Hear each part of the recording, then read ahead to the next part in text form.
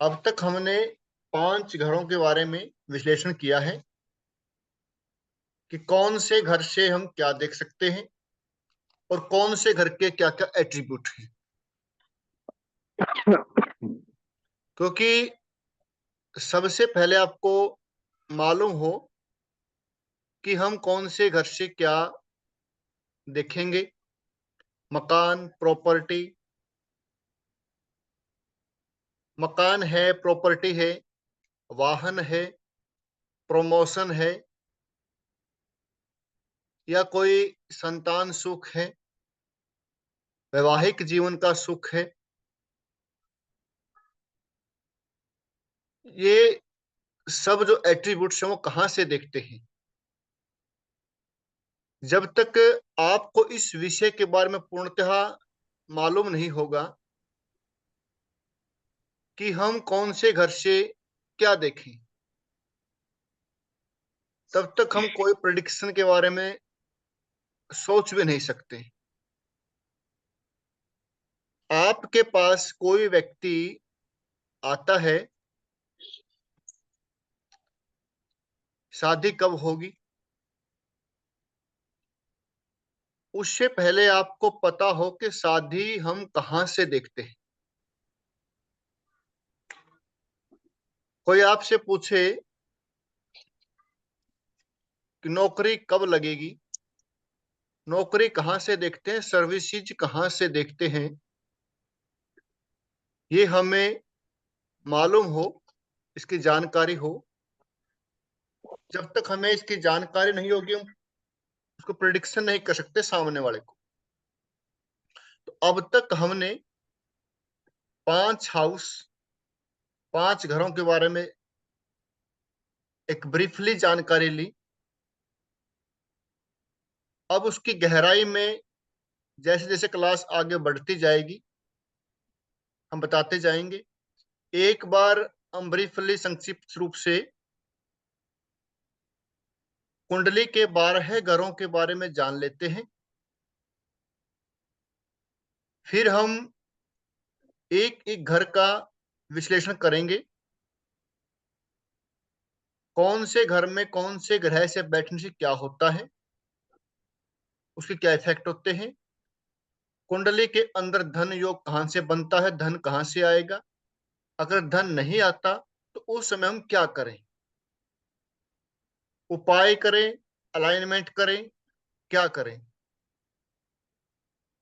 तो सबसे पहले हम 12 घरों के बारे में बात करते हैं। आज हमारा 6th हाउस है, 6वां घर है। तो उससे हम क्या देखते हैं, क्या परिणाम होंगे उनके। तो आज हम बात करेंगे 6ठे घर से 12 घरों तक। तो हम कोशिश करेंगे कि आज आपके 12 के 12 घर कंप्लीट हो जाएं। फिर हम हर एक घर को अलग अलग एक गहराई से उसको जांचेंगे, देखेंगे, परखेंगे कि हम किस घर से कैसे चीजों को कनेक्ट करते हैं, उनको देखते हैं। तो आज हम स्टार्ट करते हैं। आज की हमारी जो क्लास है, काफी दिनों से नेट की वजह से हम नहीं क्लास ले पाए। तो आप सभी से अनुरोध है कि पहले की जो क्लासें हैं आप एक बार उनसे रूबरू हो जाएं, उनको देखें। क्योंकि जब तक पीछे वाला कंप्लीट नहीं होगा तो आगे बढ़ने में थोड़ी दिक्कतें आती हैं।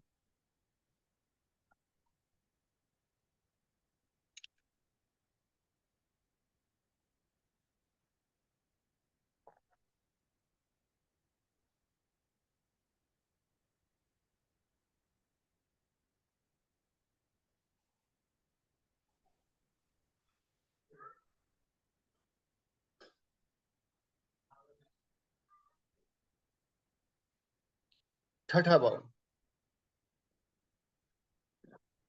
जब हम आगे बात करेंगे घरों की, तो कौन से घर से हम क्या रिलेशन देखते हैं कि हमारे पिताजी कहाँ से देखते हैं, माताजी कहाँ से देखते हैं, बुआ, बहन, बेटी, ससुर, मामा, मामी, पुत्र, पुत्रवधू, छोटा मामा, छोटी मामी, बड़ा मामा, बड़ी मामी, वो सब हम इन घरों से कैसे देखते हैं कि टेक्निक है, छोटी टेक्निक है। आपको उसके अंदर ज्यादा मेहनत करने की आवश्यकता नहीं पड़ेगी, सिर्फ आप उसको समझ लेना है। आप किसी भी घर से किसी भी रिलेटिव को चेक कर सकते हैं।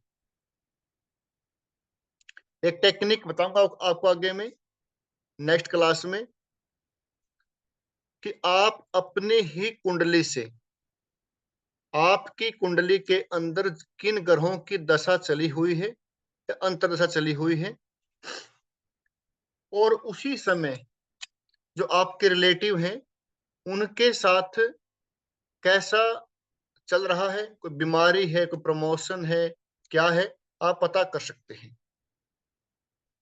आप अपनी कुंडली से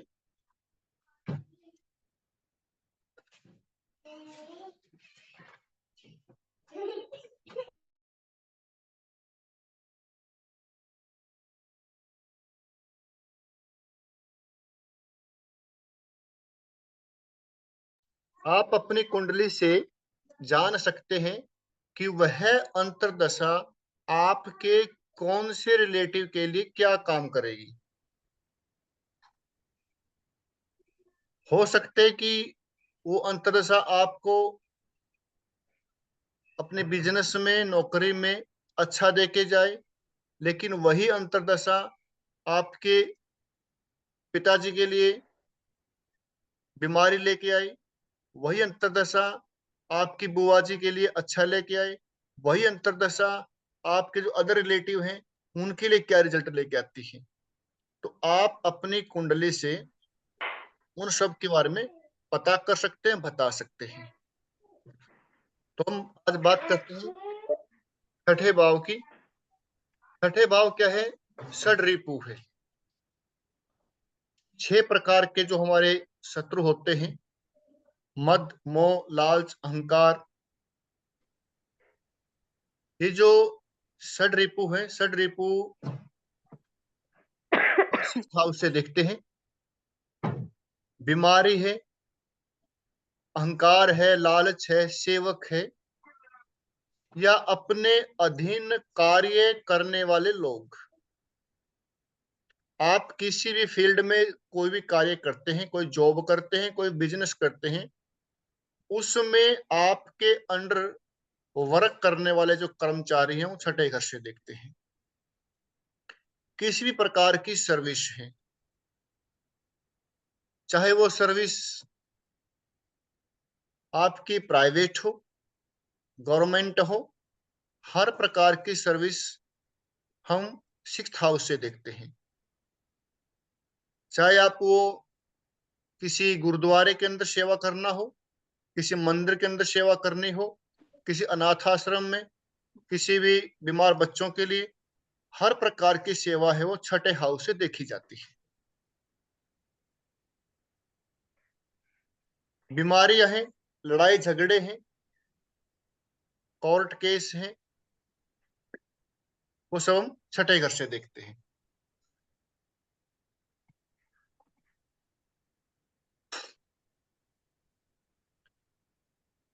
अब इसमें माता की छोटी यात्राएं, सौतेली माँ, ऊंट, घोड़े, भैंस, पशु, चोरी, भय, आंत, नाभि और पेट का पिछला भाग, जो हमारे आंत हैं, जो आंतों की बीमारी होती है, आंतों में जो समस्याएं होती हैं, वो छठे घर से देखते हैं। वैसे तो सारी बीमारी छठे घर से देखते हैं, लेकिन विशेषकर जो उसका भाग है छठे भाव का, जो हमारे बॉडी का जो पार्ट है, वो आंत का है, छठा भाव है। फिफ्थ हाउस पेट। हर घर बॉडी पार्ट का अलग अलग हिस्सा है, अलग अलग हिस्से में कौन सी बीमारी होगी वो छठे भाव से पता कर सकते हैं। छठा भाव हमारी आदतों का है, ग्रह के अनुसार भोजन की रुचि। कि किस व्यक्ति को किस प्रकार का भोजन अच्छा लगता है, उसकी रुचि कैसी होती है, किस प्रकार के भोजन में उसकी कैसी रुचि है। छठे भाव में यदि बुध बैठे हैं, भिन्न भिन्न प्रकार के भोजन खाने की आदत होती है। ऐसा व्यक्ति तरह तरह के भोजन खाने का आदी होता है। मंगल अधिक खाना खाता है, भूख से ज्यादा।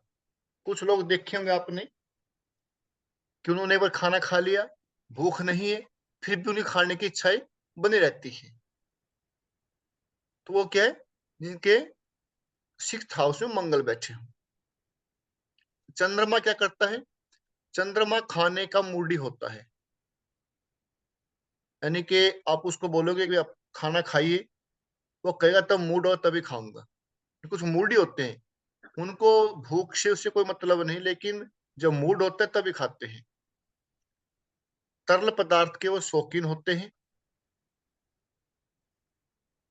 और चंद्रमा श्राप है, तरल पदार्थ के वो ज्यादा शौकीन होते हैं। चंद्रमा शनि और राहु, चंद्रमा शनि और राहु को श्राप के लिए देखा जाता है। शनि शनि कुपोषण होता है। जितना जो भी हमारा bread, pakora, samosa, hot dog, burger, जो बासी खाना है, ये सारा शनि के अंडर आता है। फ्रिज का जो सामान है वो शनि है। जिनके 2nd हाउस में शनि होता है, उनको फास्ट फूड खाने की आदत ज्यादा होती है, उनको शौक होता है, फ्रिज की चीजें खाने का शौक होता है। तो आप इस प्रकार किसी के 6ठे हाउस में जो ग्रह बैठता है, उसे पता कर सकते हैं कि उस व्यक्ति को खाने की आदतें कैसी होंगी। बीमारी के कारण क्या होते हैं, मंगल शनि, यदि मंगल और शनि जिस भाव में बैठे हों, उस भाव में जो राशि है, उस अंग से संबंधित बीमारी होती है। मंगल और शनि जिस भाव में बैठा हो, उस भाव में जो राशि है, उस अंग से संबंधित बीमारी होती है। जैसे मान लीजिए काल पुरुष की कुंडली में लगन के अंदर एक राशि आती है, मेष राशि। अब मंगल और शनि बैठे हैं आपके 5वें घर में, और राशि है उसके अंदर नवम, यानी कि धनु राशि है। धनु राशि के अंदर यदि मंगल और शनि बैठे हैं, तो धनु राशि है वो काल पुरुष की कुंडली के अनुसार। काल पुरुष की कुंडली क्या होती है, काल पुरुष कुंडली का लगन होता है मेष। मेष राशि होती है पहले घर के अंदर। तो इस प्रकार 9वें घर के अंदर 9वीं राशि हुई।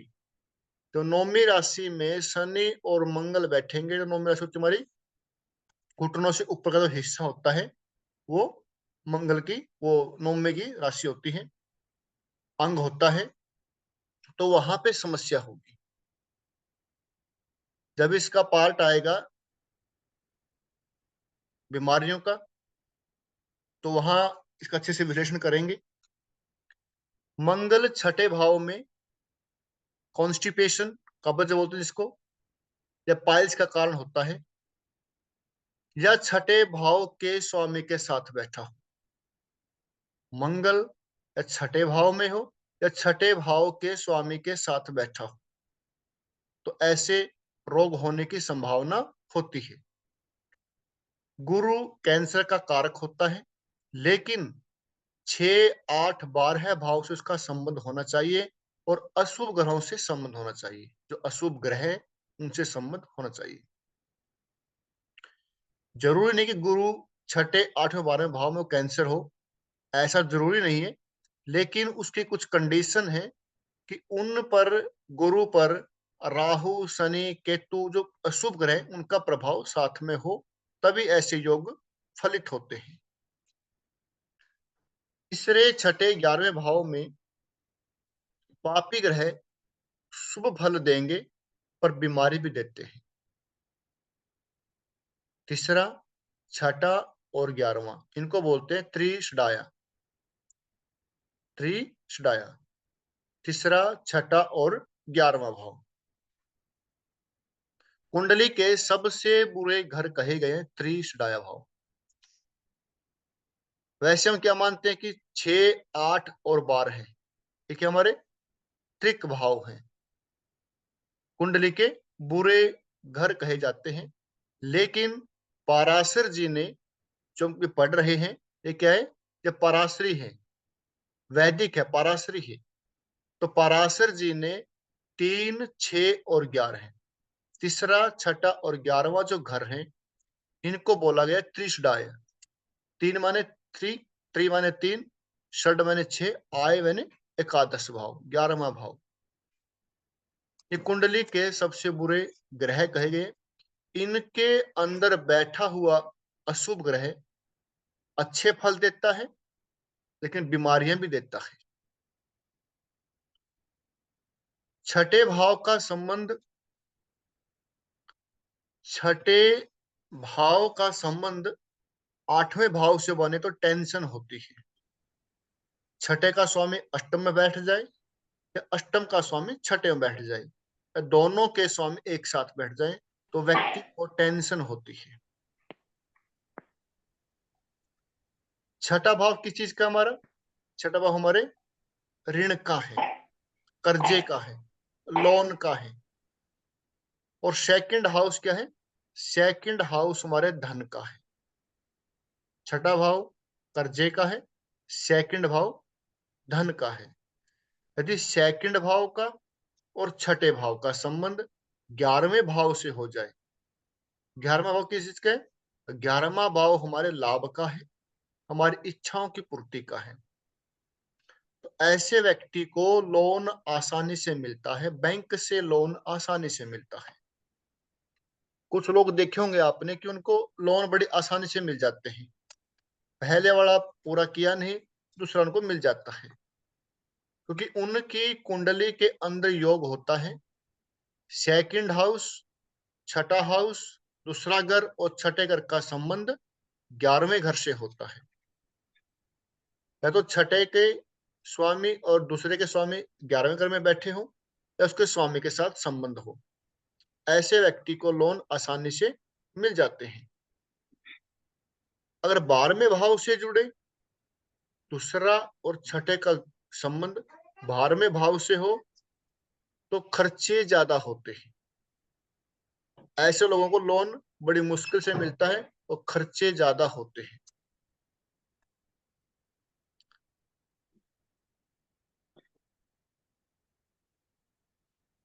छठे भाव का संबंध पंचम से और अष्टम से हो, तो लोन बड़ी मेहनत से मिलता है, कई बार मिलता भी नहीं है। हम देखते हैं कि हम फाइल तैयार करते हैं, सभी कागजात तैयार करते हैं, लेकिन फिर भी हमें लोन आसानी से नहीं मिलता। क्यों नहीं मिलता, क्योंकि छठे का संबंध पंचम हाउस से या 8वें हाउस से जब बनता है, तो लोन आसानी से मिलता नहीं है, बड़ी मेहनत करनी पड़ती है। और कई बार तो ऐसा होता है कि हम चक्कर काटते रहते हैं, हमें लोन नहीं मिलता। आगे कुछ सूत्र हैं। प्रतियोगिता या इलेक्शन के समय, अब जैसे इलेक्शन चले हुए हैं, या कोई प्रतियोगिता है, कोई कंपटीशन है, कोई एग्जाम है, या कोई इलेक्शन के लिए हमारे पास कोई आता है कि हम इलेक्शन जीतेंगे या हारेंगे, तो उस समय क्या सूत्र है कि वो हारेगा जीतेगा। छठा घर होता है हमारा कंपटीशन का, 11वां घर होता है हमारा लाभ का, यानी 11 छठे घर का लाभ हो जाए। इलेक्शन के समय कोई पूछे तो यदि छठा और 11वें भाव के स्वामी की अंतर्दशा या दशा हो तो सफलता मिलेगी। आपके पास कोई व्यक्ति आया, उस समय छठे 11वें भाव के स्वामी की अंतर्दशा या दशा हो, तो ऐसे व्यक्ति को अपने इलेक्शन में, कंपटीशन में, एग्जाम में सफलता मिलती है। और उस समय यदि 12वें या 5वें के स्वामी की अंतर्दशा या दशा हो तो सफलता नहीं मिलती। छठे भाव में शुभ ग्रह हैं तो षड रिपु, जो 6 प्रकार के हमारे शत्रु हैं, उनसे में मुक्ति मिल जाती है। शुभ ग्रह जीवन के अंदर शुभता लेके आते हैं, आसानी लेके आते हैं, जीवन को आसान कर देते हैं। बुरे ग्रह जीवन को कठिनाइयों से भर देते हैं। अब कोई व्यक्ति आपसे शत्रुता करता है, आपसे जेलिस फील करता है, उसका क्या कारण हो सकता है? शुक्र छठे भाव में है। यदि आपकी कुंडली में शुक्र छठे भाव में है तो व्यक्ति आपके धन को देखकर, आपके वैभव को देखकर आपसे शत्रुता करेंगे। जो आपके पास पैसा है, जो धन है, वैभव है, उसको देखकर लोग आपसे ईर्ष्या करेंगे, द्वेष करेंगे, जेलसी फील करेंगे। बुध है तो आपके शत्रु आपका जो बुद्धि है उसको देखकर, भाई इस व्यक्ति के अंदर बड़ी बुद्धि है, बड़ा ज्ञान है, ऐसे वो सोच सोच के आपसे ईर्ष्या करने लग जाते हैं। गुरु है छठे घर में तो लोग आपके ज्ञान को देखकर आपके शत्रु बन जाते हैं। क्योंकि शत्रु बनने के लिए कोई ना कोई वजह तो होनी चाहिए, और वजह कुछ भी हो सकती है। तो लोग आपके ज्ञान को देखकर आपके शत्रु बन जाते हैं। सूर्य यदि छठे हाउस में है, लोग आपकी फेम को, आपकी प्रसिद्धि को देखकर आपके शत्रु बन जाते हैं। नौकरी या सेवा, आप कैसी नौकरी करेंगे, कैसी सेवा करेंगे, वो हम छठे घर से देखेंगे। दूसरे का स्वामी छठे भाव में, आप बैंकिंग में, खाने पीने संबंधी, ज्वेलरी, नग, फाइनेंस, वाणी आदि संबंधित सेवाएं करेंगे। ऐसी आप जॉब कर सकते हैं। यदि दूसरे घर का स्वामी छठे भाव में है, आप बैंक में जॉब कर सकते हैं। खाने पीने से संबंधित कोई भी होटल है, कोई या कोई आपका सराय है, तो ऐसी आप खोल सकते हैं। खाने पीने के संबंधित चीजें आप उसमें कार्य कर सकते हैं। या कोई ज्वेलरी का काम है, कोई फाइनेंस का काम है, कोई रतन, नग आदि, या कोई वाणी, कोई जिसे उपदेशक होते हैं, मोटिवेटर होते हैं, ऐसा काम आप कर सकते हैं। यदि तीसरे का स्वामी, थर्ड हाउस का स्वामी छठे घर में हो, आप मल्टीमीडिया, इंटरनेट है, यूट्यूब है, या कोई मार्केटिंग है, कोई लेखन है, कोई फ्रेंचाइजी है। फ्रेंचाइजी क्या होती है कि आप किसी भी यूनिवर्सिटी है, कॉलेज है, उनके आपने ले ली फ्रेंचाइजी, आप उनके अपने माध्यम से बच्चों को कोर्स करवा रहे हैं। कोई कमीशनिंग का काम है, पत्रकार का काम है, अखबार, डेटा साइंस आदि इन संबंधित आप सर्विस करेंगे, ऐसी आप नौकरी करेंगे। यदि चौथे का स्वामी छठे घर में है, वाहन संबंधी, प्रॉपर्टी, खाने पीने का कार्य, जन सेवा, अस्पताल आदि में आप सेवा करेंगे, कार्य करेंगे। पंचम भाव का स्वामी यदि छठे घर में है, गेम, एक्टिंग कर सकते हैं, आप एक्टिंग के फील्ड में जा सकते हैं, शेयर मार्केटिंग के फील्ड में जा सकते हैं, विद्या संबंधित, कोई अपने स्कूल ओपन करना है, ट्यूशन सेंटर स्टार्ट करना है, बच्चों को पढ़ाना है, ऐसी आप सर्विस दे सकते हैं, ऐसी आप जॉब कर सकते हैं। कोई गुड़ दौड़, स्टेट टैक्स, टैक्सेशन में आप काम कर सकते हैं। छठे का स्वामी छठे भाव में, नौकरी, सेवा कार्य, विदेश में जॉब, वकील, डॉक्टर हो सकते हैं। आप वकील बन सकते हैं, डॉक्टर बन सकते हैं। सातवें का स्वामी व्यापार, रिटेलिंग का कार्य कर सकते हैं। ये चीजें कब काम आती हैं? जब आप किसी की कुंडली देखते हैं और उस कुंडली के अंदर ये ग्रह, इन ग्रहों के स्वामी छठे भाव में बैठे हो, तो आप उसको बता सकते हैं कि आप ऐसा कार्य कर रहे हैं, आप ऐसा कार्य कर सकते हैं। आठवें का स्वामी, आठवां भाव किस चीज का है? आठवां भाव हमारे इंश्योरेंस का है, मेडिकल का है, पेट्रोल पंप का है, गैस एजेंसी का है, सीबीआई का है, सीआईडी का है, गुप्त विद्या का है। ऐसी चीजों से संबंधित आप कार्य कर सकते हैं। नवम भाव का स्वामी क्या है? नवम भाव हमारा है धार्मिक कार्य संबंधी, शिक्षा संबंधी, विदेश में सेवा, पिता से संबंधित कार्य आप कर सकते हैं। 10वें घर का स्वामी यदि छठे घर में बैठ जाए, अब गवर्नमेंट जॉब करेंगे, सरकार से संबंधित कार्य करेंगे, कॉन्ट्रैक्ट ले, कोई भी किसी चीज का कॉन्ट्रैक्ट लेके आप गवर्नमेंट कॉन्ट्रैक्ट लेके काम करेंगे। 11वें घर का स्वामी छठे घर में है, आप किसी एनजीओ से जुड़ेंगे, किसी एनजीओ में काम करेंगे, किसी अनाथ आश्रम, गरीब बच्चों को या किसी भी शिक्षा से संबंधित बच्चों को पढ़ाने का, उनको शिक्षा देने का कार्य करेंगे। द्वादश भाव का स्वामी, अस्पताल में आप काम कर सकते हैं, विदेश में काम कर सकते हैं, इंपोर्ट एंड एक्सपोर्ट का कार्य कर सकते हैं, किसी आश्रम में, जेल, जेल में कोई जेल वार्डन हो सकता है, कोई जेलर हो सकता है, कोई जेल में कोई कांस्टेबल हो सकता है, आप वहां पे काम कर सकते हैं। घर से दूर कोई भी काम आप कर सकते हैं। ये क्या है कि किसी व्यक्ति के छठे भाव के अंदर जो ग्रह जो आपको बताए गए हैं, इन घरों के स्वामी यदि बैठ जाते हैं, तो आप इन संबंधित कार्य कर सकते हैं, सामने वाला व्यक्ति इन संबंधित कार्य करेगा। सप्तम भाव, सप्तम भाव क्या है हमारा? कानूनी बंधन है, यानी कि जब शादी होती है वो एक कानूनी बंधन होता है, उसको कोर्ट मैरिज बोलते हैं।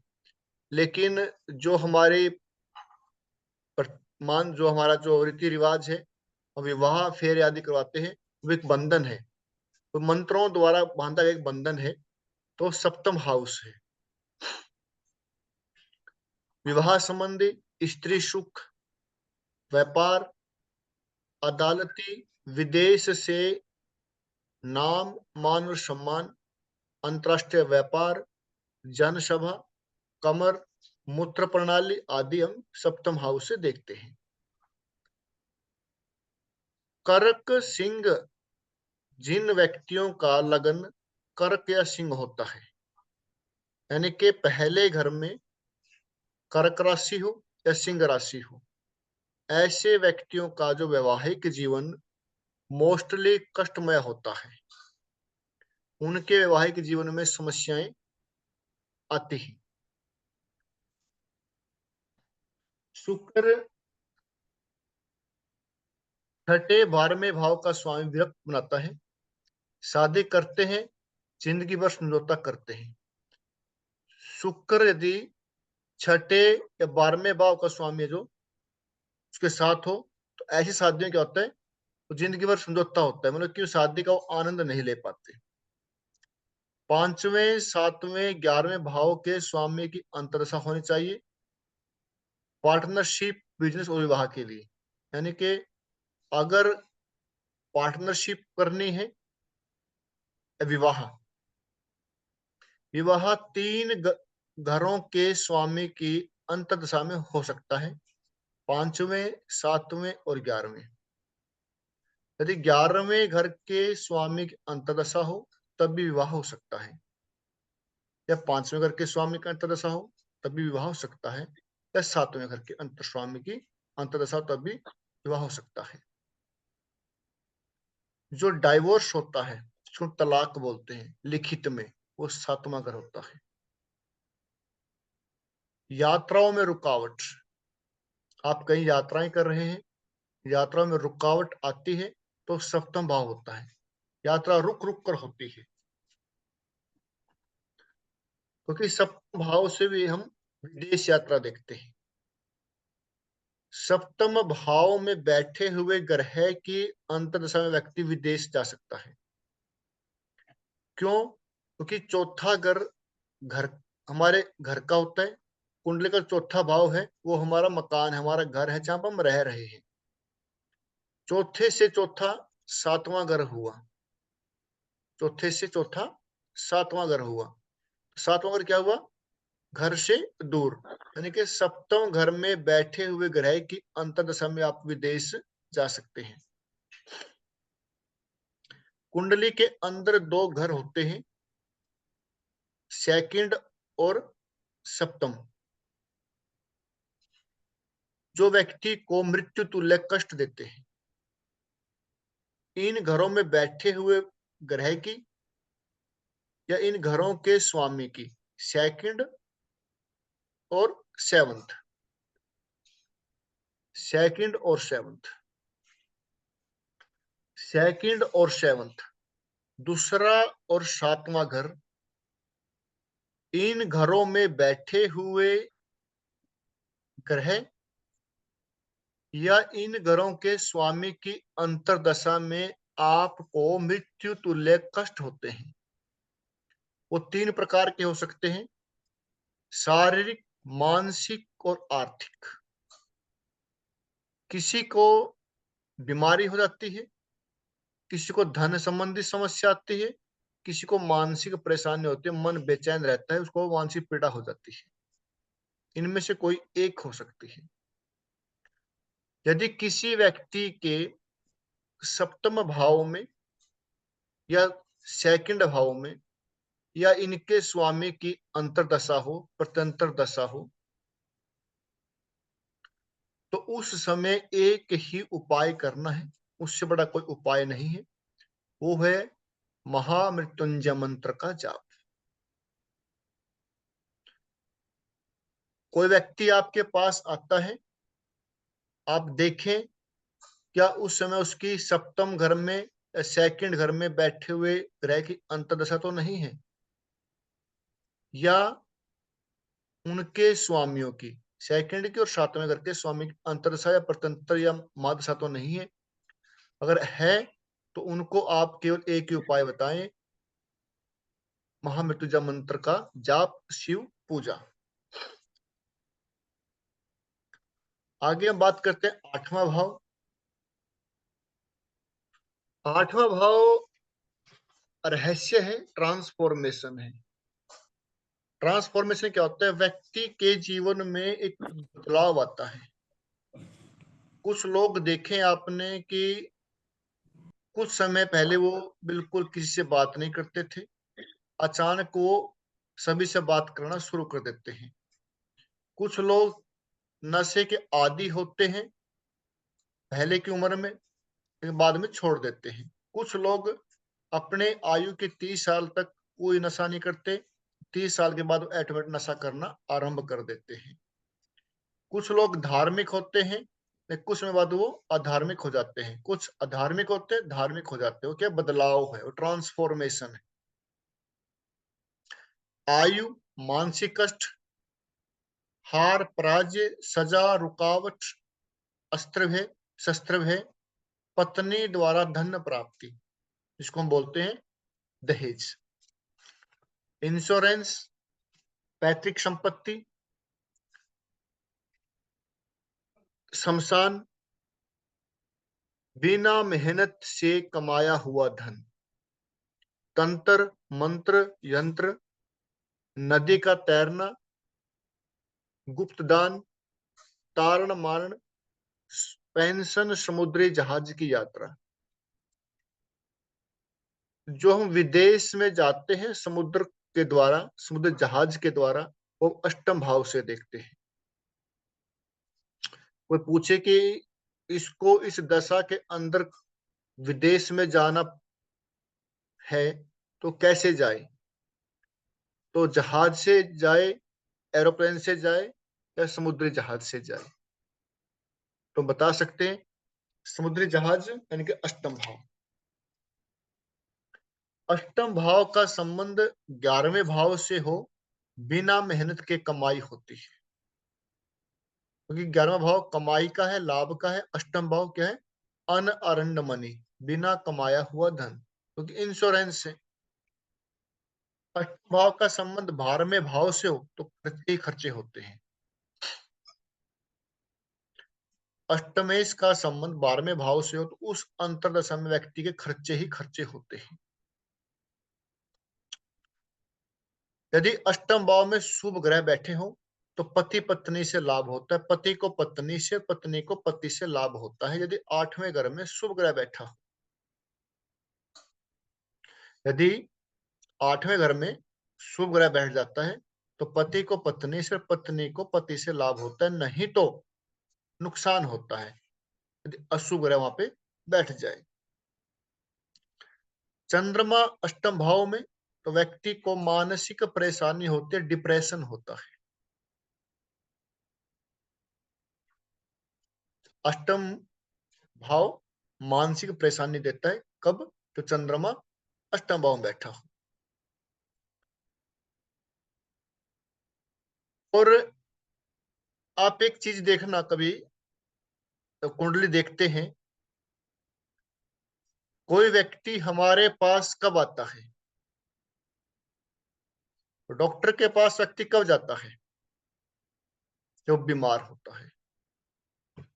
तो उस समय व्यक्ति का कौन सा भाव एक्टिव होगा? छठा या बारहवां? तो छठा क्या बीमारी है, बारहवां क्या हॉस्पिटल?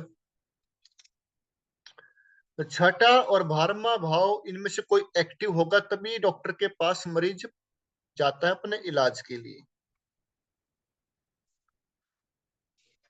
अष्टम भाव परेशानियों का है।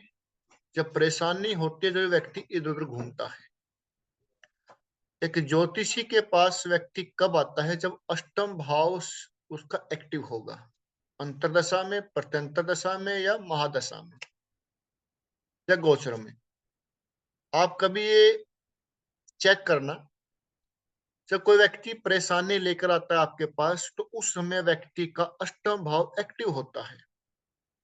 तो अष्टम भाव में बैठे ग्रह की अंतरदशा होगी, प्रतंत्र होगी, सूक्ष्म दशा होगी या वह उसके स्वामी की, तब व्यक्ति आपके पास आता है या उस पर दृष्टि डाल रहे ग्रहों की कैसे संबंध अष्टम भाव से, तो व्यक्ति एक ज्योतिषी के पास आता है।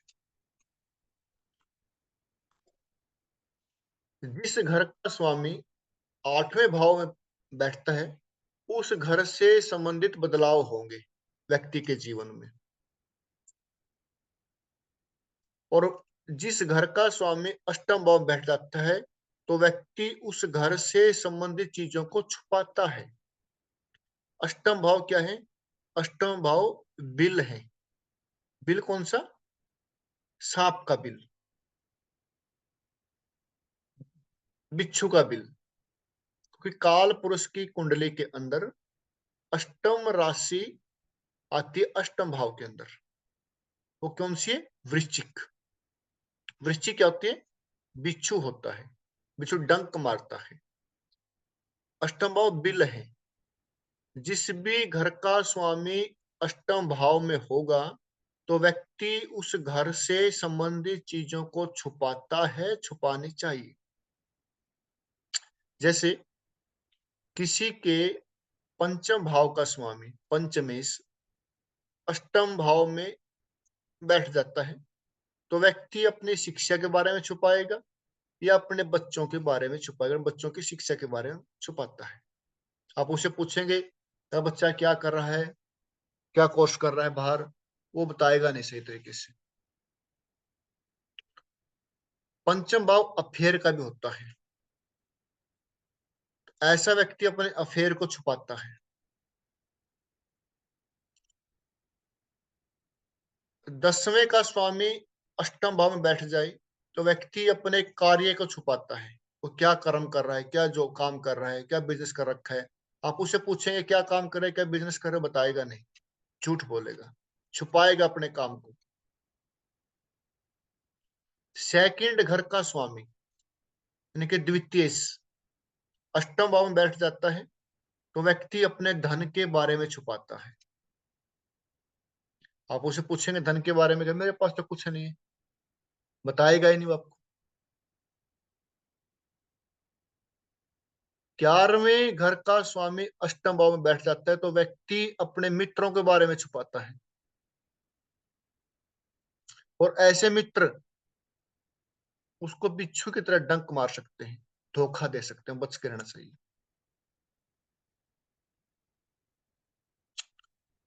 सातवें भाव का स्वामी अष्टम भाव में बैठे तो व्यक्ति अपने रिलेशन छुपाता है। नौवें का स्वामी अष्टम बैठ जाए तो अपनी हायर एजुकेशन, वो जॉब कर रहा है, साथ साथ कोई ना कोई डिग्री लेता रहेगा, कोई उनसे पूछे क्या कर रहा है बताएगा नहीं। कुछ लोग होते हैं ना, नौकरी कर रहे हैं साथ साथ, लेकिन छुप के हायर एजुकेशन ले रहे हैं, कोई बड़ी डिग्री हासिल कर रहे हैं प्रमोशन के लिए, कोई उनसे पूछता है क्या कर रहे हो, बताते नहीं क्या कर रहे हैं।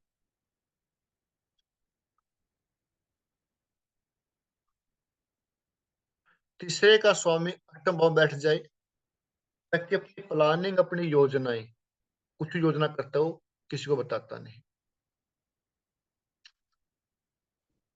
छठे का स्वामी अष्टम में, नौकरी के बारे में नहीं किसी को बताएगा। तो इस प्रकार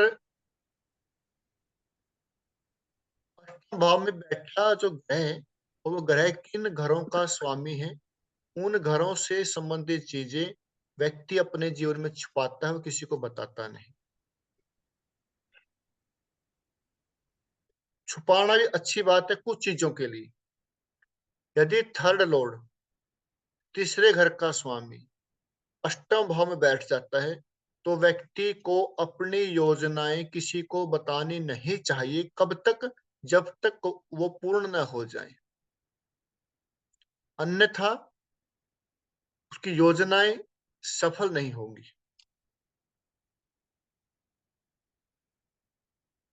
लाल किताब में एक नियम है, किसी का चंद्रमा यदि पंचम भाव में बैठा हो तो व्यक्ति को अपनी योजनाओं के बारे में किसी को न बताएं, और बताओगे तो आपकी योजनाएं सफल नहीं होंगी।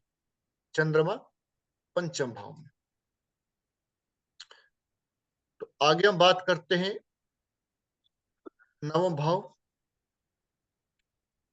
नवम भाव से हम क्या क्या देखते हैं? धर्म स्थान है, भाग्य भाव है, हमारी जो कुंडली का भाग्य भाव, यानी कि हमारा भाग्य जो नवम भाव है, जो भी हमारे मठ हैं, दीक्षा है, विदेश यात्राएं हैं, लंबी यात्राएं हैं, देव उपासना, पिता गुरु, दान, उच्च विद्या, शास्त्र का ज्ञान, विश्वविद्यालय, हवाई यात्रा, सपने में आत्माओं का दर्शन, ये क्या है? ये हमारा नवम भाव है। तो डीएनए है। डीएनए क्या होता है कि हमारे अंदर हमारे पूर्वजों का जो डीएनए है, जो खून है, वो हम नवम भाव से देखते हैं। नवम भाव हमारे पूर्वजों का है। हमारे पूर्वज कौन थे, हम कहाँ से आए, नवम भाव है। भगवान के द्वारा प्राप्त आशीर्वाद, वो नवम भाव है।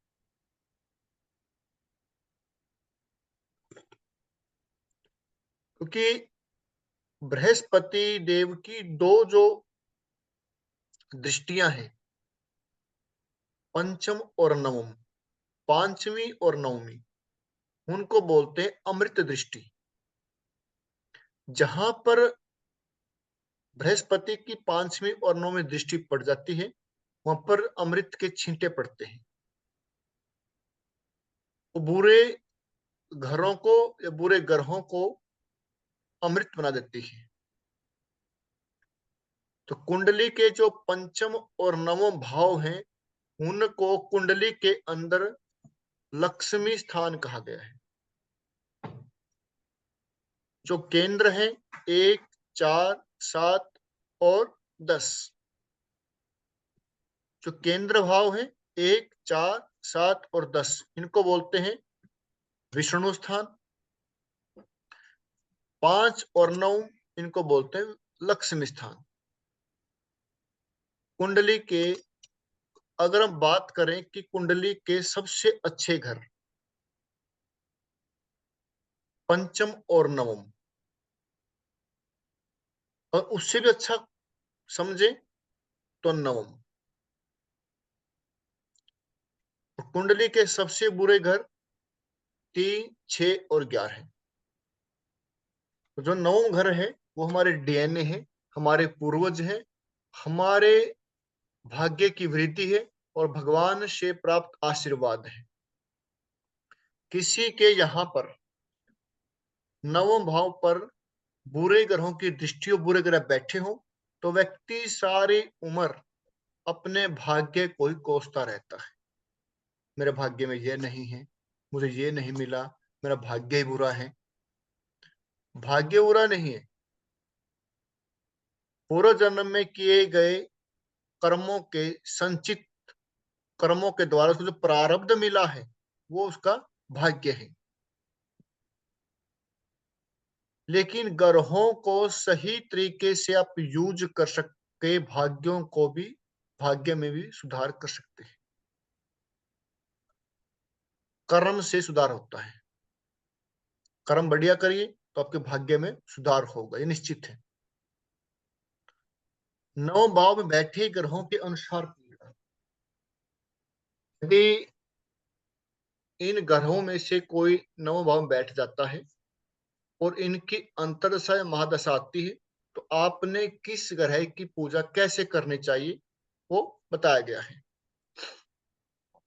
किसी के नवम भाव में सूर्य बैठे हैं और सूर्य की उस समय अंतर्दशा हो, महादशा हो, तो आप सूर्य की उपासना करें। चंद्रमा है, आदि शक्ति पार्वती की उपासना करें। मंगल है, कार्तिकेय की पूजा करें। एक उपाय भी है, कोई व्यक्ति आपके पास आता है और उस समय इन ग्रहों की दशाएं या अंतर्दशाएं चल रही है और कोई समस्या है, भाग्य संबंधित भाग्य वृद्धि नहीं हो रही, तो भाग्य को एक्टिवेट करने के लिए, भाग्य को जागृत करने के लिए आप इन ग्रहों संबंधित पूजाएं इनकी करवा सकते हैं। उनके मंत्रों का जाप करवा सकते हैं या वो खुद करें, उनकी पूजा करें, मंत्रों का जाप करें। बुद्ध भगवान विष्णु की पूजा करें। गुरु गुरु की पूजा का मंत्र ओम गुरु ब्रह्मा गुरु विष्णु गुरु देवो महेश्वर। शनि माँ काली की पूजा, राहु माँ दुर्गा की पूजा, केतु गणपति की पूजा। यदि अशुभ ग्रह वहां पर बैठा हो, जो ग्रह उस अशुभ ग्रह को कंट्रोल करता है उस ग्रह के स्वामी की पूजा करनी चाहिए। जैसे राहु को मंगल कंट्रोल करता है, और राहु बैठा तो मंगल की पूजा कर सकते हैं। मंगल कौन? कार्तिकेय। अब हमारा है दसम भाव। दसम भाव हमारा कर्म है। आप कोई भी कर्म करते हैं, चाहे आप सांस लेते हैं वो भी कर्म है, पलके झपकाते हैं वो भी कर्म है, वो सब हमारा 10th हाउस है।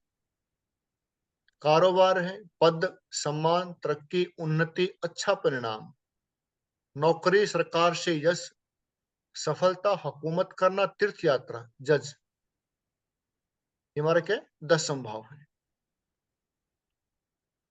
दसम भाव में बैठे ग्रहों के अनुसार आप कर्म कर सकते हैं।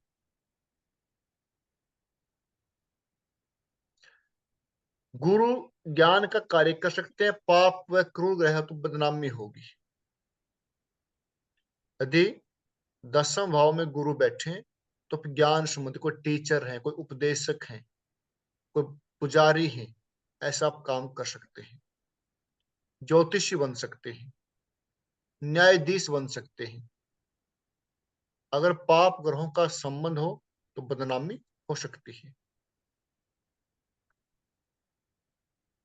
शुक्र सिनेमा, अभिनय, कला, दर्जी, फैशन, कीमती पत्थरों का काम, मोटर मैकेनिक, निजी कंपनी के प्रबंधक, कंप्यूटर, आंख का सर्जन, तो आप ऐसा कार्य कर सकते हैं। आप ऐसा अपने जीवन में प्रोफेशन अपना सकते हैं। व्यक्ति ऐसा होगा क्योंकि जो कुंडली उसको मिली है, परमात्मा ने जो कुंडली दी है, जो उसको मिलना है उसको मिलेगा।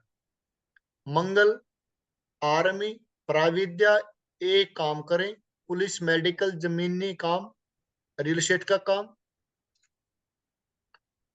मशीन, उपकरण, सर्जन, नाई, खाना बनाना, भूविज्ञान, भूगोल, हथियार आदि ऐसा काम कर सकते हैं।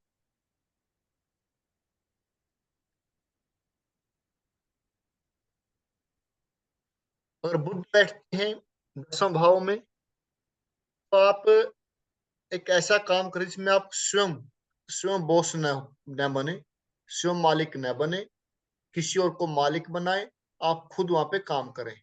आप खुद बॉस न बनकर वहां पे काम करें। यदि आप वहां पे बॉस स्वयं बन जाएंगे तो आपका काम चलेगा नहीं। ऐसे व्यक्ति का व्यापार बदलता रहता है।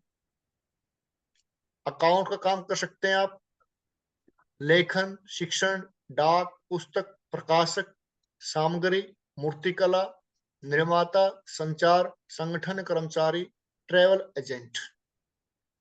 शनि यदि 10वें घर में है, कोयले की खान, सभी प्रकार के कारीगर, लोह और इस्पात का निर्माता, चमड़े का सामान, भिक्षुक, दार्शनिक, ठंडे भंडार, इसको हम बोलते हैं भंडार करना, किसी अनाज का है किसी प्रकार से, तो हम ऐसा काम कर सकते हैं। फोर्थ क्लास कर्मचारी, जितने भी फोर्थ क्लास कर्मचारी हैं वो सब शनि होते हैं।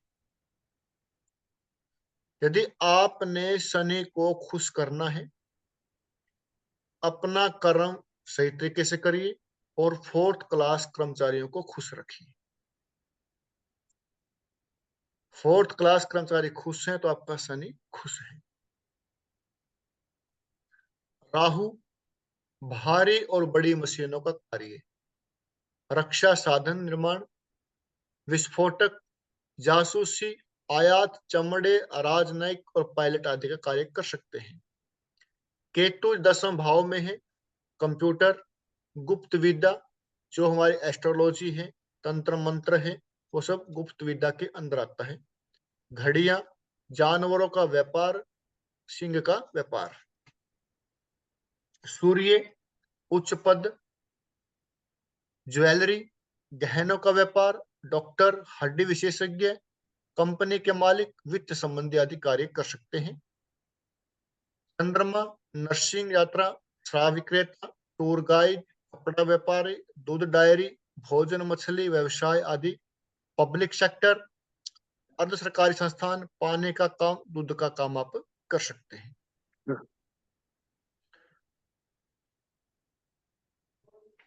ठीक है जी। और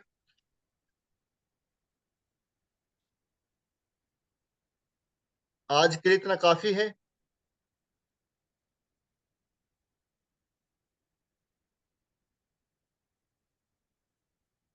हाँ जी,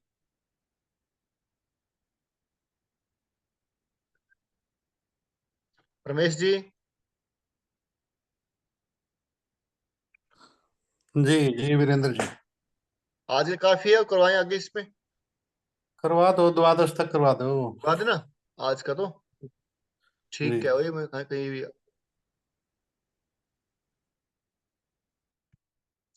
एकादश भाव दो रहते हैं, हो जाएगा कंप्लीट ये।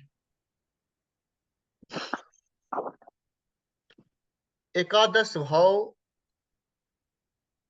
11 भाव तो हमारे लालच, काम, त्रिकोण है, इच्छा, आशा, आभूषण, स्थायी मित्र, अंतरराष्ट्रीय संबंध, विद्या, लाभ, सोसाइटी। जो भी हमारी इच्छाएं होती है वो 11वें घर से पूरी होती है। 11वां घर पश्चिम दिशा है, पश्चिम की दीवार है। जितने भी हमारे मंदिर हैं, सभी मंदिरों में जो देव देवताओं की मूर्तियां रखी गई हैं वो पश्चिम दिशा के अंदर रखी गई है। हम उनसे कुछ भी मांगते हैं तो हमारा मुख पश्चिम की ओर होता है और देव देवताओं का मुख पूर्व की ओर होता है। तो इसीलिए जो पश्चिम की दिशा है वो हमारी इच्छाओं की दिशा है, हमारी इच्छा पूर्ण करने की दिशा है। एक सूत्र है, उसको आप टेस्ट करके देखना। बताता हूं इसके बाद में। यदि पंचम घर का स्वामी 11वें भाव में चला जाए तो रिलेशन अधिक बनाता है। 11वां भाव क्या करता है? लाभ देता है। वो लाभ किसका भी हो सकता है। यदि सेकंड घर का स्वामी चला गया 11वें घर में, धन से लाभ होगा। पंचम भाव किसका? पंचम भाव हमारे रिलेशन का है, अफेयर का है। तो क्या करेगा? 3, 6, 10 और 11 जो घर है ना, तीसरा, छठा, 10वां और 11वां, इनको बोलते हैं उपच्य भाव। इन घरों में बैठे जो घरों के स्वामी हैं, जैसे जैसे आयु बढ़ेगी तो वैसे वैसे उन घरों से संबंधित चीजें बढ़ती जाएंगी। उपच्य भाव एक अच्छा सब्जेक्ट है, ये एक अच्छा पॉइंट है। इसकी स्पेशल क्लास होगी। 11वें घर में बैठा हुआ ग्रह चीजों को बढ़ाता है। पंचों का स्वामी बैठ जाता है 11वें घर में तो रिलेशन अधिक बनाएगा। 7वें भाव का स्वामी 11वें भाव में चला जाए, बहु विवाह हो, यानी कि 2 या 3 शादियां। छठे घर का स्वामी यदि 11वें भाव में चला जाए तो कर्जे या बीमारियां होंगी, बढ़ेंगी, या नौकरी से लाभ होगा। 8वें घर का स्वामी 11वें भाव में चला जाए तो परेशानी होंगी, परेशानियों में बढ़ोतरी होंगी, या फिर अनअर्न्ड मनी, बिना कमाया धन मिलेगा। कि हर एक घर के अच्छे फल भी होते हैं और बुरे फल भी होते हैं। ज्योतिष का एक ये बड़ा नियम है, जो घर आपको देता है वो घर आपसे लेता भी है। सुख देगा तो दुख भी वही देगा। चौथा घर हमारे मन की शांति का है, लेकिन मन को परेशान भी चौथा घर ही करता है। ऐसे ही कुंडली के जो 12 घर हैं, वो आपसे कुछ लेते हैं तो साथ में देते भी हैं। 12वें घर का स्वामी 11वें भाव में चला जाए तो खर्चे अधिक होंगे। 10वें का स्वामी 11वें भाव में चला जाए तो 2 या 3 काम करेगा। जैसे ये है शुक्र और मंगल, 11वें भाव में बैठे हैं शुक्र और मंगल। शुक्र हमारे 7वें घर का स्वामी है, 7वें घर हमारी तुला राशि है, 7वें घर का स्वामी है। तो यानी कि स्त्री से लाभ होगा। सेकंड का स्वामी है तो धन से, परिवार से या वाणी से लाभ होगा। मंगल स्वामी है 1 और 8, पहली राशि और 8वें राशि का। स्वयं से लाभ, या कोई ऐसा कार्य जो जिम या कोई बॉडी क्लब संबंधित कार्य, उससे लाभ। अष्टम, ये घर है हमारा इंश्योरेंस का, बिना कमाया हुआ धन, या पैतृक संपत्ति बोलते हैं इसको। हमें अपने पूर्वों से मिली हुई संपत्ति को बोलते हैं पैतृक संपत्ति। वो भी हमें अष्टम भाव से मिलती है, तो उनसे लाभ होगा। सूर्य के स्वामी चौथे घर के स्वामी है। माता से, वाहन से या जमीन से आपको लाभ होगा। द्वादश भाव क्या है हमारा? कमजोरी है। हर व्यक्ति की कुछ न कुछ कमजोरी होती है।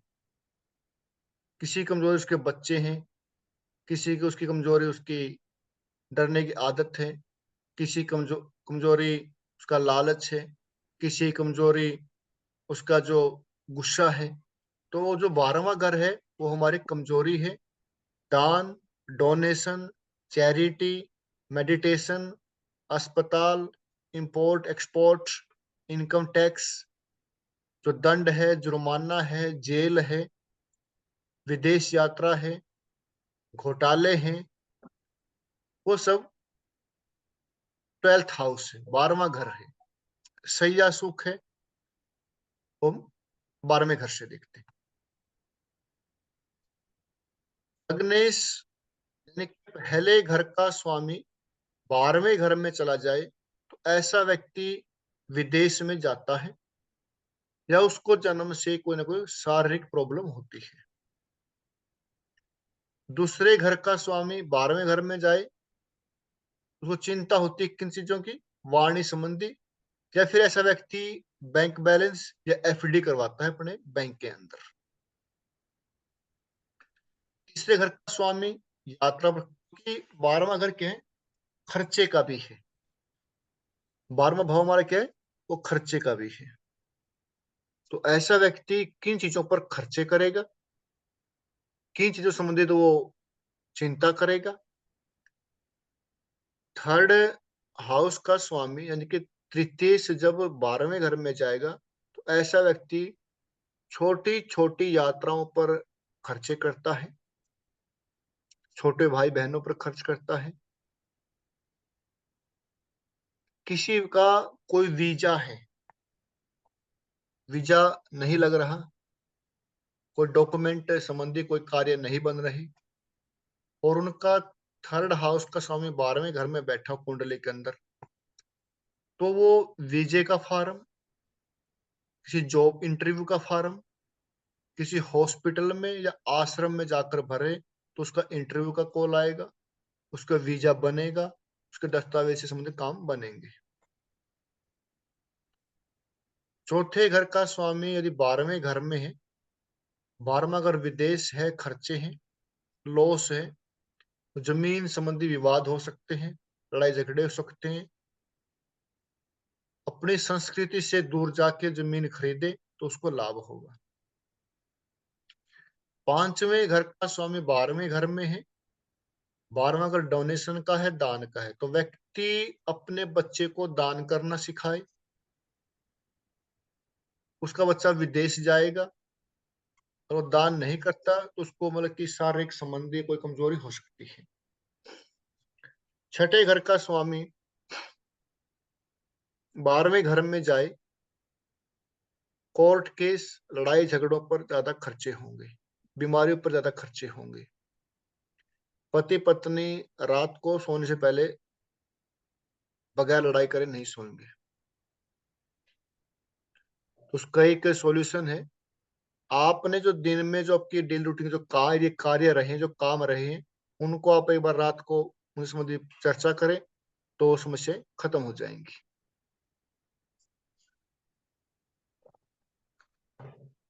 7वें घर का स्वामी 12वें घर में, पत्नी की बीमारी पर खर्च हो सकता है, या कोई वैवाहिक जीवन में समस्या। तो अपनी संस्कृति से दूर जाकर की संस्कृति, जैसे मान लो कोई पंजाबी है, कोई हरियाणवी है, हरियाणा और पंजाब की संस्कृति अलग हुई, हरियाणा और हिमाचल की संस्कृति अलग हुई, तो ऐसे किसी अदर संस्कृति में विवाह करे, यदि 7वें घर का स्वामी 12वें घर में चला गया हो। अदर रीति रिवाजों में शादी करे तो शादी उनकी चलती रहेगी। या एमएनसी में काम करने वाले व्यक्ति के साथ शादी करे। एमएनसी क्या होती है? मल्टी नेशनल कंपनियां। तो दूसरे देशों की जो कंपनियां हैं अपने देश के अंदर आके काम कर रही हैं, उनके अंदर कोई जॉब कर रहा है तो उससे विवाह कर सकते हैं, तो शादी चलती रहेगी। 8वें घर का स्वामी 12वें भाव में, जो लोन लंबे समय से चले आ रहे हैं आपके ऊपर, वो उस समय उनके उतरने का, कंप्लीट होने का समय आ जाता है। 9वें घर का स्वामी 12वें घर में, तो व्यक्ति अपने हायर एजुकेशन पर, अपनी विद्या पर, अपने पिता के लिए, अपने पिता पर खर्च करता है, अपने पिता की सहायता से वो पैसे खर्च करता है। 10वें का स्वामी 12वें भाव में, आदमी अपने स्टेटस पर खर्च करता है, अपने मान सम्मान, स्टेटस, अपनी गाड़ियों के ऊपर खर्च करेगा, स्टेटस के बारे में सोचता रहता है। 12वां भाव क्या है? लेट गो का है, मुक्त करने का है। क्योंकि लगन क्या है? लगन व्यक्ति का जन्म है, सेकंड हाउस का परिवार है, थर्ड हाउस छोटे भाई बहन है, चौथा उसका क्या? माता है, उसके वाहन है, प्रॉपर्टी है, पांचवा उसकी संतान है, छठा उसकी जॉब है, सर्विस है, लड़ाई झगड़े हैं, सातवां संतान, सातवां घर उसका पति पत्नी है, आठवां उसकी समस्याएं हैं, नौवां पिता है, 10वां उसका कर्म है, 11वां लाभ है इच्छाएं, और 12वें घर में आते आते व्यक्ति की मृत्यु हो जाती है, मुक्त कर देता है। 12वां घर व्यक्ति को मुक्त करता है, तो इसीलिए वो मुक्ति का रास्ता है। 12वें घर का 10वें घर का स्वामी यदि 12वें घर में चला जाए तो व्यक्ति अपने स्टेटस के बारे में सोचना छोड़ दे, उसको अपने आप स्टेटस मिल जाएगी, अपने आप वो फेमस हो जाएगी। सेकंड का स्वामी 12वें घर में आ जाए, धन के बारे में सोचना छोड़ दे, अपने आप धन आना शुरू हो जाएगा। जिस दिन उसने सोचना शुरू कर दिया धन कैसे आएगा, आएगा ही नहीं, जो आ रहा है वो भी जाएगा, सोचना ही नहीं, काम करते रहो, अपना धन आएगा। क्योंकि 12वां भर जो 12वां घर है वो मुक्ति का है, वो मुक्त करता है, वो जोड़ता नहीं है, वो छोड़ता है। एकादश भाव का स्वामी 12वें भाव में अपनी इच्छाओं पर व्यक्ति अपने मित्रों पर खर्च करता है। द्वादश भाव यानी 12वें घर का स्वामी 12वें घर में, 12वां घर हमारा हिडन टैलेंट है, जो छिपा हुआ जो टैलेंट है, कल्पनाएं हैं, अध्यात्म है, दान है। अध्यात्म में मेडिटेशन करे, ध्यान करे, दान करे, तो व्यक्ति के अंदर जो छिपा हुआ टैलेंट है वो अपने आप बाहर आने लग जाता है। राहु 12वें घर में तो व्यक्ति शैया सुख पर खर्च करता है।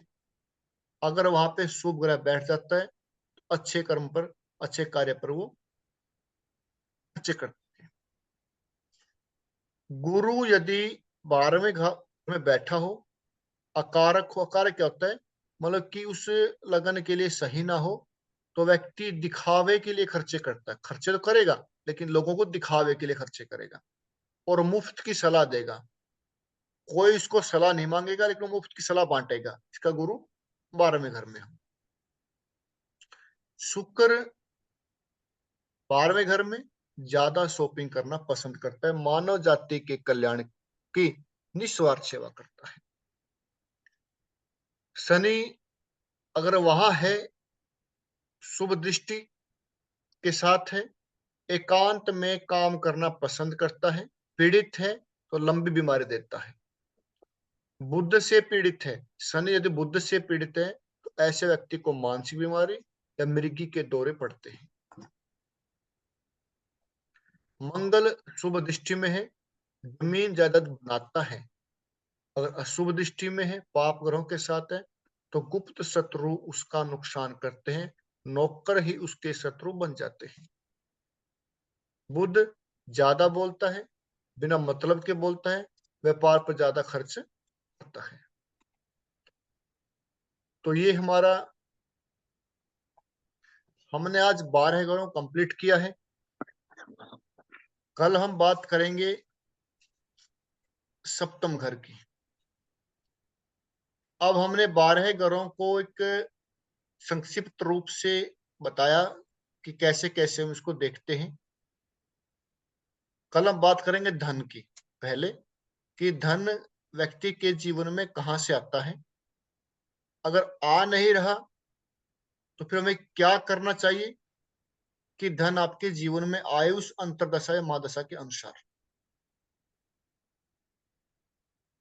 तो हम कल सेकंड हाउस का पूरा विश्लेषण करेंगे।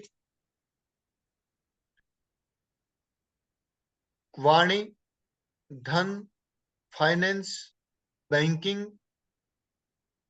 हमारे संस्कार, हमारा बचपन, वो सेकंड हाउस है। तो हम इन घरों को अब पूरी तरह विश्लेषण करेंगे, कौन से घर के अंदर बैठ के क्या होता है, कहां से हमारा धन आएगा। सप्तम भाव करेंगे, व्यापार का है, शादी के अंदर आने वाली समस्याएं, वैवाहिक जीवन में दिक्कतें क्या हैं, हमें शादी कहाँ पर करनी चाहिए, किससे करनी चाहिए, कौन सा व्यापार करना चाहिए, कौन सा नहीं करना चाहिए, सप्तम भाव है। फिर दसम भाव करेंगे, हमें कौन सा कर्म करना चाहिए, कौन सा नहीं करना चाहिए। फिर हम करेंगे आगे ग्रहों की युति, कंजक्शन। ठीक है जी। और कोई और कोई इसके बारे में कुछ किसी का क्वेश्चन हो तो पूछ सकते हैं।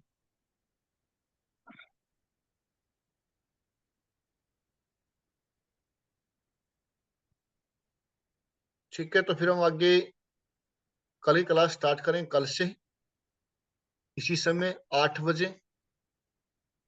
मैं आपको कुछ उत्तर देता हूँ, क्योंकि जो यहाँ बैठे हैं उनको कुछ तो एक्स्ट्रा मिलना चाहिए।